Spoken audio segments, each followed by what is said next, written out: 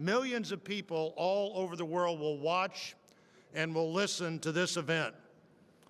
36 years ago at his first inauguration, it was also the first inauguration on this side of the Capitol, President Ronald Reagan said that what we do here is both commonplace and miraculous. Commonplace every 4 years since 1789, when President George Washington took this exact same oath. Miraculous because we've done it every 4 years since 1789, and the example it sets for democracies everywhere.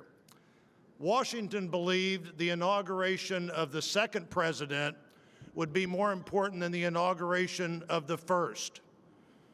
Many people had taken control of a government up until then, but few people had ever turned that control willingly over to anyone else. And as important as the transfer of the first transfer of power was, many historians believe that the next election was even more important.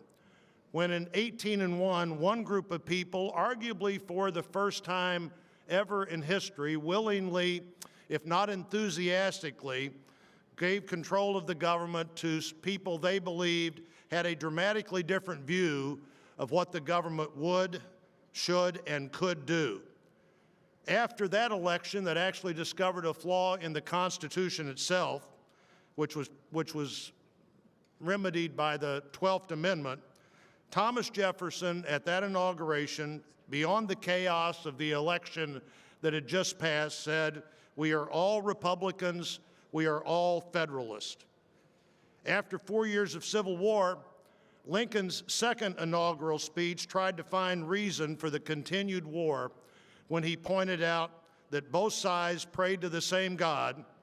He'd earlier written about those fervent prayers that one side must be and both sides may be wrong. But in 1865, he looked to the future, and the memorable moment in that speech was "with malice toward none and charity for all."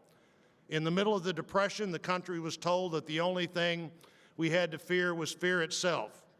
And President Kennedy talked about the obligation in democracy to country. The great question that day was, ask what you can do for your country.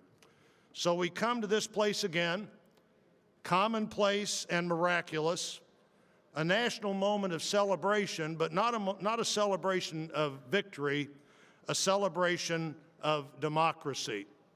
And as we begin that celebration, I call on His Eminence Timothy Michael Cardinal Dolan, Reverend Dr. Samuel Rodriguez, and Pastor Paula White Cain to provide readings and the invocation.